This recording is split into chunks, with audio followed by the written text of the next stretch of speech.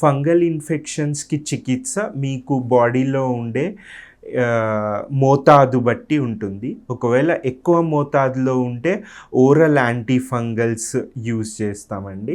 తక్కువ మోతాదులో ఉత్తి గ్రాయిన్ రీజన్లో ఉంటే మాత్రం ఓన్లీ క్రీమ్స్ యూజ్ చేస్తాము. సో ఇది చాలా వరకు గ్రాయిన్స్ అంటే గజ్జల్లో కామన్గా కనిపిస్తుంది. ఎండాకాలంలో, వర్షాకాలంలో చాలామందికి వస్తుంది. మా స్టడీస్ ప్రకారం 50% ఆఫ్ ద ఇండియన్ పాపులేషన్కి ఈ ఫంగల్ ఇన్ఫెక్షన్ అనేది ఉంటుంది అని చెప్పి చూసారు. సో చాలా anti fungal cream, plain anti fungal cream వాడితే బెటర్. దీంతో స్టీరాయిడ్ కలిసి ఉన్న క్రీమ్స్ 4-derm, 5-derm, డర్మీ 5 అని ఉంటాయి. వీటిల్లో స్టీరాయిడ్, యాంటీబయాటిక్ ఇవన్నీ ఉంటాయి. దాంతో ఏమీ యూజ్ ఉండదు.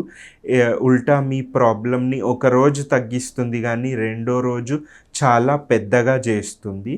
So plain anti fungal creams ఉంటాయండి, ఎబర్కనజోల్ అని ఆర్ టర్బినాఫిన్ అని. ఆ క్రీమ్స్ వాడితే తక్కువ ఏరియాలో తగ్గిపోతుంది. కానీ ఎక్స్టెన్సివ్గా ఉంటే మాత్రం మీరు oral anti fungal dermatologist opinion తీసుకోవడం బెటర్. అండ్ మీకు ప్రాబ్లం ఉన్న మోతాదు బట్టి ఆ డోస్ ఉంటుందండి. దాన్ని బట్టి మీకు వాళ్ళు ట్రీట్మెంట్ ఇస్తారు.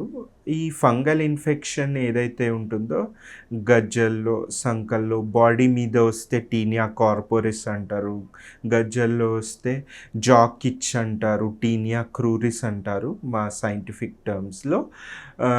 కాళ్ళకి ఉంటే athletes foot are tinea PDs అంటారు. వేరే చెస్ట్ మీద ఉంటే వ్రెజ్లర్స్ ఇచ్ అని కూడా అంటారు. అండ్ దీనికి oral anti fungal and topical anti fungal పూత మందులు ఉంటాయి, అవి వాడితే తగ్గుతుంది. బాలింతలకి, గర్భవతులకి ఫంగల్ ఇన్ఫెక్షన్ వస్తే వాళ్ళు ఓరల్ యాంటీ ఫంగల్స్ తీసుకోవడానికి వీల్లేదు. ఎందుకంటే అది సేఫ్టీ అనేది అది ఇంకా అనలైజ్ కాలేదు. బాలింతలకి, గర్భవతులకి క్రీమ్ ఏదైతే ఉంటుందో ఆ ఫంగల్ ఇన్ఫెక్షన్కి యాంటీ ఫంగల్ క్రీమ్, అది అప్లై చేస్తే సరిపోతుంది. ఎంతవరకు ఉందో బాడీ మీద ఆ ఏరియాస్లో అప్లై చేస్తే తగ్గుతుంది.